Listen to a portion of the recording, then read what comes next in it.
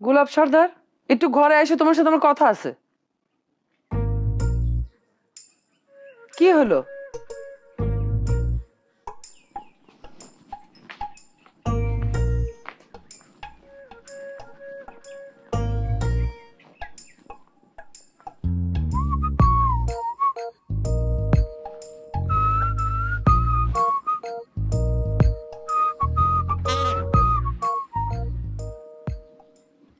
তুমি কি ঠিক করেছো তুমি আমার সাথে কথা কইবে না গোলাপ সর্দার?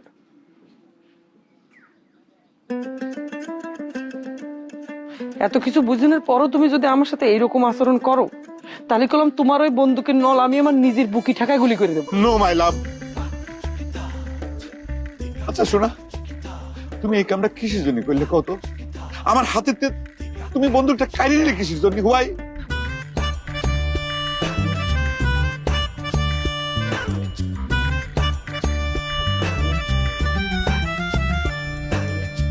নিয়ম মাইনা কেউ চলে না, সুযোগ পাইলে কেউ ছাড়ে না। হেই, গোলমাল আর তাল বাহানা, তর্কে কেউই হারতে চায় না। আজব ঢঙ্গে চলছে সব দেখো না। হেই, উচিত কথা কহিলে সব বেজার হইয়া যায়। কেউ জানে না কার মন কি চায়, দ্বন্দ্ব লাগলে হিটলার হইয়া যায়। কেউ জানে না কার মন কি চায়, দ্বন্দ্ব লাগলে হিটলার হইয়া যায়।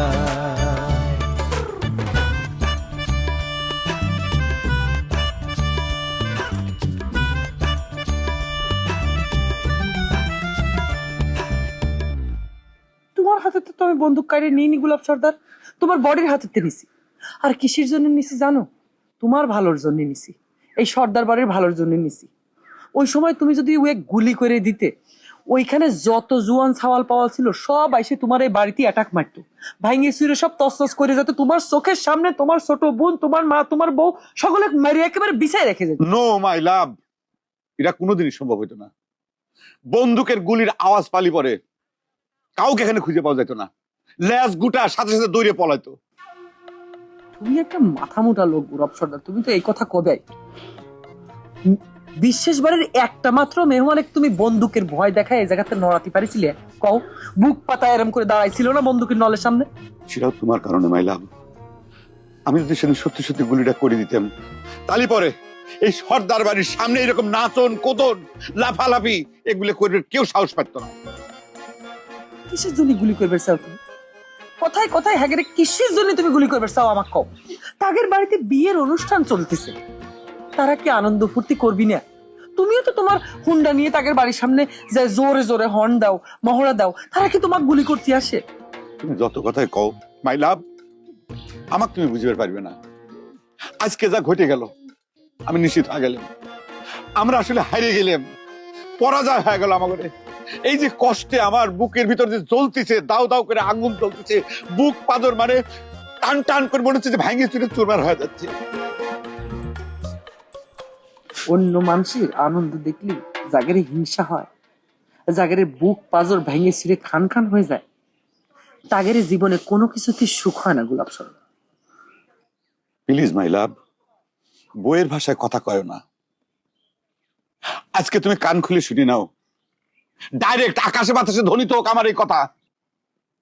উদাত্ত আহ্বান জানাচ্ছি, আজ না, অতীতে, বর্তমানে, ভবিষ্যতে এই এই কথা বলবৎ থাকবি।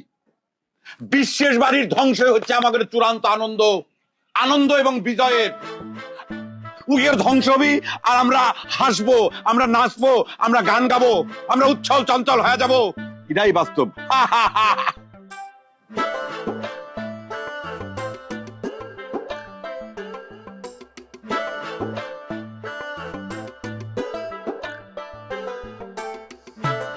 বইয়ের ভাষায় কথা করছে, সাহিত্যিক, সাহিত্য রচনা করতেছে।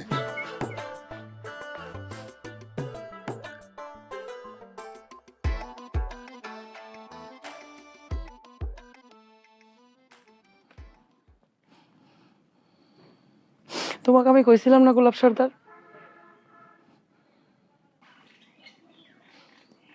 যে গোলাপ সর্দারকে আমি ভালোবাসিছিলাম, যে এই গোলাপ সর্দার আমাকে ভালোবেসে মুখ বুজে হাসি মুখে আমার ভাইকে সব নির্যাতন সহ্য করত, সেই গোলাপ সর্দারকে আমি হারাই ফেলছি।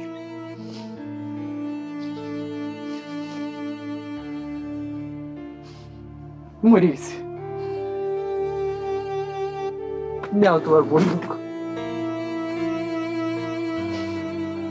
যা ইচ্ছা রাগ গুলি করো, কিচ্ছু কম না।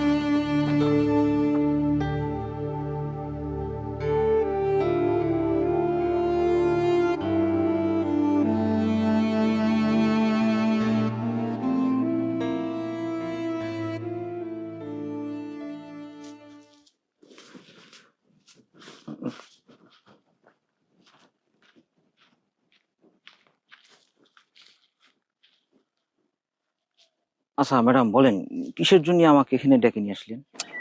দরকার আছে বলেই তো ডেকে এনেছি নাকি? ও বুঝতে পারছি ম্যাডাম, ওই যে সেদিন ওই লোকটা, আপনি কি কথা কইছিলেন ম্যাডাম? কি এমন কথা কইলেন যে লোকটা একবারে সুবোধ বালকের মতো সুসুর করে চলে গেল। ওই তথ্যটা আমি স্যারের কাছে পাস করছি কিনা টেনশন নিয়েন না ম্যাডাম, আমি স্যারে কই নাই।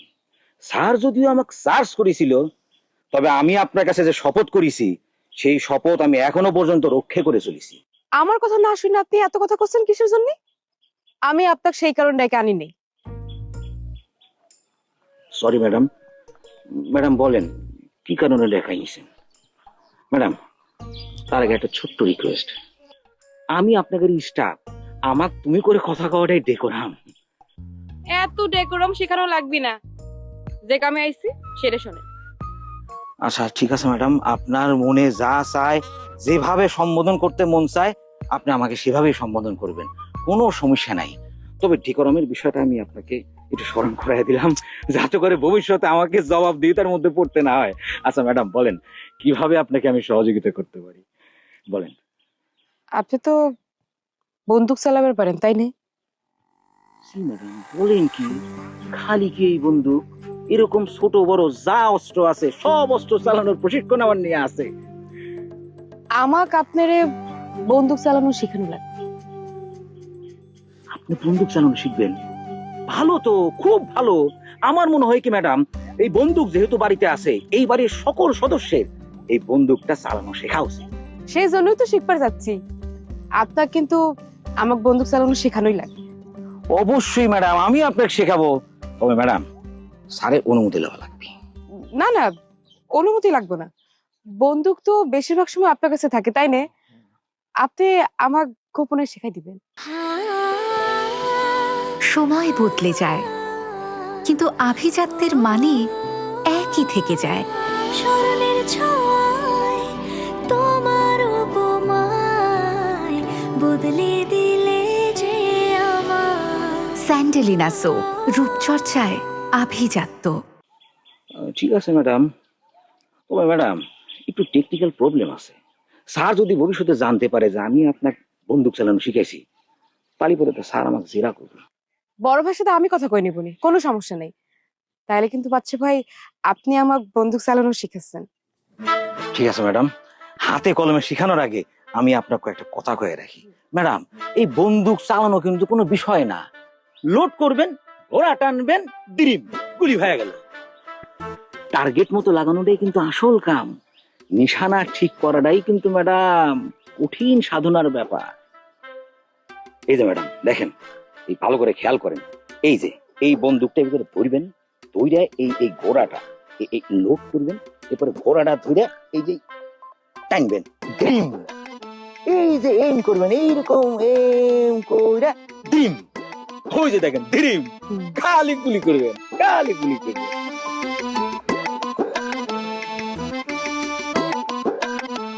খালা, ও খালা, আমার উপর রাগ করে না খেয়ে আসো কিসের জন্য খালা? টিয়াকে আমি মারিছি সেই জন্য তুমি আমার উপর রাগ করেছো তাই তো? এবারে কি আমার রাগ করার সাহস আছে? সাহস থাকলে পরে রাগ করতে তাই তো? অবশ্য রাগ করাটাই স্বাভাবিক তোমার, কিন্তু কি করব কও? আমি স্বীকার করছি যে আমি কামটা ঠিক করিনি, কিন্তু কিছুতেই আমি আমার রাগটাকে সেক দিতে পারলাম না। কোনো অসুবিধা নেই, তুমি যা ভালো মনে করেছো তাই করেছো। আমি স্বীকার করছি যে আমি ঠিক কাজ করিনি, আমি ভালো কাজ করিনি, কিন্তু চিন্তা করে দেখো, এই যে আনন্দ উৎসব করার জন্য সব কিছু করলেন, কিন্তু মনের মধ্যে অশান্তিটা তো থাকেই গেল। আর টিয়া যদি এই কামটা করার আগে এই পরিবারের কারো কাছে যদি অনুমতিটা নিত, তাহলে তো এই বিশ্বের বাড়ির অপমানটা হয় না।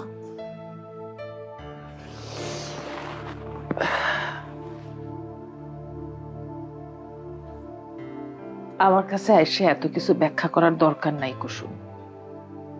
ইরাও কিন্তু রাগের কথাই হচ্ছে খালা। আমি আমার বোনেক মারি যদি কোনো অন্যায় করে থাকি, তাহলে তোমাক আমার শাসন করার অধিকারও আছে, কিন্তু মনের মধ্যে রাগ চাইপে রেখো না। আমি কি কইছি যে তুমি অন্যায় কিছু করেছো? কথা না কয়েও অনেক কিছু বোঝানো যায়। তুমি যে আমার ব্যবহারে অনেক কষ্ট পেয়েছো সেটা তো সত্যি, সেটা তো আর মিথ্যে না, তাই না? তুমি আমাদের খালা হলেও তুমি তো আমাদের মাই। আমি বিশ্বাস করি যে আমাকে শাসন করার অধিকার তোমার আছে। আমি টিয়াক যেরকম গালের উপর চর মারিছি না, তুমিও আমার গালের উপর একটা চর মারো, তাও মনের মধ্যে কষ্ট পয়সা রাখো না খালা। মারো মারো, চর মারো, চর মারো, চর মারো, চর মারো।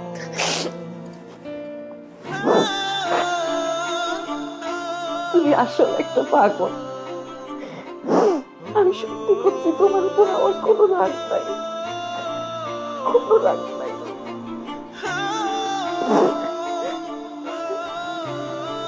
খালা,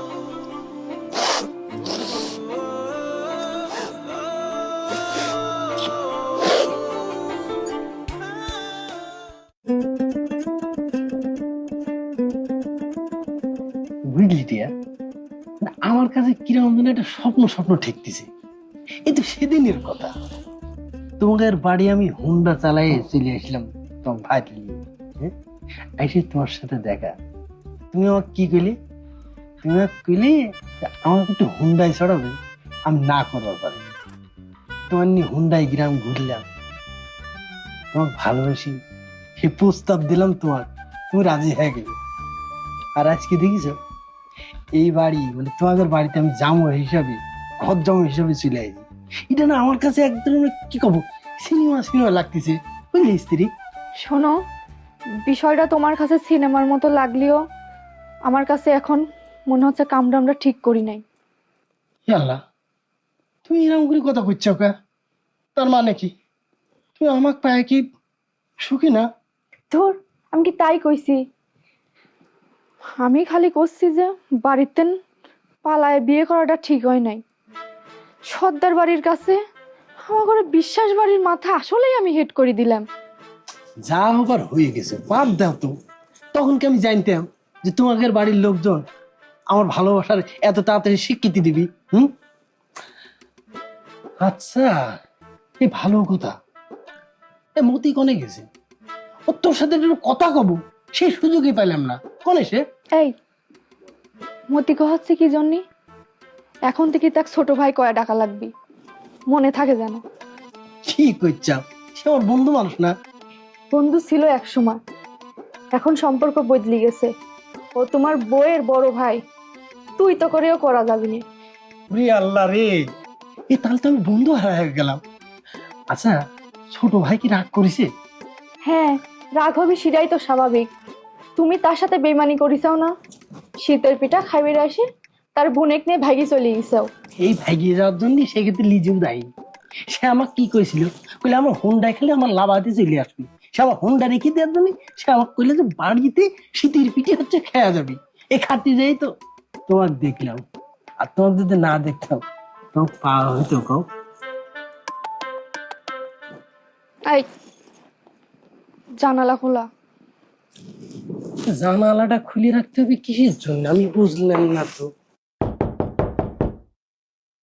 কি যে একটা ফাটা বাসের সিপাই পড়লাম, এই শীতের মধ্যে বারান্দায় ঘুমামু, ঠান্ডা মান্ডা লাগলে একটা বিজি কিস্তি অবস্থা, বগি ভরিনি করতে পারিনি। আমার কথা শুনে মনে হচ্ছে তুমি এই দেশ থেকে না ফরেন থেকে আইছো। একটু একটু ঠান্ডা লাগলে কি হয়, একেবারে মনে হচ্ছে হার্ট ফেল হয়ে যাবে না। আরে ভাই তুমি সবসময় উল্টো পাল্টা কথা কও, কথার মানে মারপেস আছে। ঠান্ডা লাগলে এটা তো কোনো সমস্যা না, কিন্তু আমার সামনে একটা প্রোগ্রাম আছে, আমার সুস্থ থাকাটা খুবই জরুরি। কি প্রোগ্রামটা কি? মন্ত্রী মিনিস্টারের সাথে মিটিং আছে নাকি? আরে মন্ত্রী মিনিস্টার এমপি এগুলোকে প্রোগ্রাম, এটা তো আমার দুধ ভাতের ব্যাপার, এটা তো কোনো কথাই না। কিন্তু এর চাই তো বড় কিছু, যে কারণে আমার সুস্থ থাকা লাগবে। আপনি তোর কথা শুনে মনে হচ্ছে কি ভাই তুই বিশাল বড় লাট বাহাদুর। মন্ত্রী মিনিস্টারও তোর কাছে কোনো বিষয় না। কি প্রোগ্রামটা কি কয় একটু শুনি। মতে তুই রক্সাটা এটা আমি জানতাম, কিন্তু ইদানিং কাল যে কথার ভিতরে তুইটা মারি কই যে বেদবিগুলো করতেছ না, এগুলো কিন্তু নেওয়া যায় না। এই কারণে প্রোগ্রামটা কি তোর কাছে আমি কমু না। আচ্ছা বাদ দে, ওটা সময় দেখাই দেবে কার কোথায় স্থান, কথা কই তো আর লাভ নেই। আচ্ছা এই গ্রামের ভিতরে ফেসিয়াল আছে কোথায়? আমার ভাই আমি কি মহিলা মানুষ নাকি যে ফেসিয়ালের খবর রাখবো? ফালতু কথা করছো। কথায় কথায় বাগা করতে নাম খেউ খেউ খেউ খেউ করি ওর বেড়া, কথার জবাব দে। ফেসিয়াল নাই মানে তুই তো বেড়া আনকালচার ব্যাকডেটেড। এটা রূপচর্চার কোনো নারী পুরুষ আছে বেড়ায়? ভাই ভাই আমি ব্যাকডেটেড আনকালচার, দয়া করে তুমি এখন মন মেজাজ খারাপ করে না, যাও কম বললে শুয়ে পড়ো যাও। তোর তো বেড়া একুলো গেলে ওকুলো গেলে, মানে দুই কুলই গেলে। নদীর এই কুল ভাঙে ওই কুল গড়ে, তোমার গড়বে না কোনো কুল। তোমার বুইন গেছে, আবার এই বুইনের লেগে আবার তোমার ঘর ছাড়া লাগবে মানে। আচ্ছা যাই হোক, ফেসিয়াল পাওয়া যাইবে না, কি করার আছে কি? আর ভালো সেলুন আছে? ভাই এই তোর যে কালার ফেসিয়ালে কাজ হবি না, পুকুরের পার নিয়ে যায় সাঁতার ছুটে দিয়ে খাসা লাগবে বুঝছিস। যা শুয়ে পড়ে, আর শোয়ার আগে মুদাখান খুলে শুবা, ইঁদুর পচা গন্ধ করতে। সেরার ব্যবহারই খারাপ। আমার তো মুজোয় গুন্দে গন্ধ হয়, তোর মোহে গুন্দে যে গন্ধ হয়, তোর মোহের কথার গন্ধর দ্বারা আমার মুজো কিচ্ছু না। ফালতু জানি কমে যেমন বাপ এইরম পোলা। পোলা বৌমার মাথা কি ঠান্ডা হয়েছে? আম্মা তোমার বৌমা তো মাথা গরম করে নাই, মাথা গরম করেছিলাম আমি। মাথা তো আমারও গরম হয়েছিল রে, কিন্তু চিন্তা করে দেখলাম যে সময় মতো বৌমা এসে বন্দুকটা কাটে নিয়ে ভালোই করেছিল। আচ্ছা মা বাদ দাও সব কথা। মানে বিশেষ বাড়ির তো জিয়াফত সাকসেসফুল হয়ে গেল, এখন আমাদের প্ল্যান করে এমন একটা জিয়াফতের আয়োজন করা লাগবে যাতে এবার আমরা ডিপিট দিতে পারি, ওগুলো চাইতে আরো বড় করে অনেক জাঁকজমক করে আমরা সেইভাবে আমাদের প্ল্যান করব। আর সেটা গোপনে রাখা লাগবে, গোপনে প্ল্যান করব। হয় আমরা তো খালি প্ল্যানই করে গেলাম, আর ঘটনা তো ঘটায় ফেলে বিশ্বাস বাড়ি। আমার কথাটা তুমি ঠিক করলে না, আমরা খালি প্ল্যান করি নাই। এই যে মনে করে যে বন্দুক আনা হয়েছে, হুন্ডা আনা হয়েছে, প্রত্যেক দিনই কিন্তু বেশ কয়েকবার করে বিশেষ বাড়ির সামনে হুন্ডাই করে আমরা মোহরা দিচ্ছি, তা এটা কি কম? আমি তো সেই কথা করছি নে, আমি তো জিয়াফতের কথা করছি। বিশেষ বাড়ি ডিফিট দেওয়ার বড় একটা সুযোগ হাতছাড়া হয়ে গেল। তুমি চিন্তা করো না আব্বা, আমরা বিশেষ বাড়ি চাইতে আরো বড় করে জিয়াফত দেবো।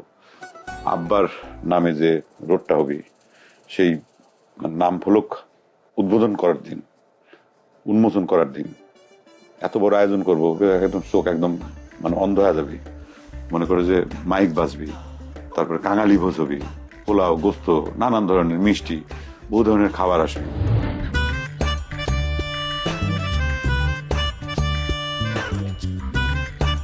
বাসরলাইতে বোনের জামাইকে বাইরে রেখে বোনেরা বোনেরা গল্প করতেছে। আমি তো বিশ্বাস বাড়ি ছেড়ে যাচ্ছি না। তো বিশ্বাস বাড়ি ছেড়ে না গেলে কি হবে? এই বস বলাটা কি আমার শালিকা তোমাকে নির্দেশনা দিয়ে দিয়েছে? তোমার বাপের বাড়ি তো মেলা দিন যাওয়া হয় না, কতদিন আগে তোমাকে নিয়ে তোমার বাপের বাড়ি গেছিলাম, মনে আছে?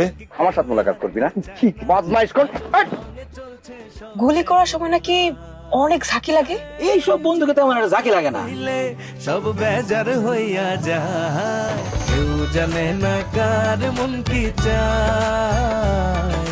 দ্বন্দ্ব লাগলে হিটলার হইয়া যায়, কেউ জানে না কার মন কি চায়। দ্বন্দ্ব লাগলে হিটলার হইয়া যায়।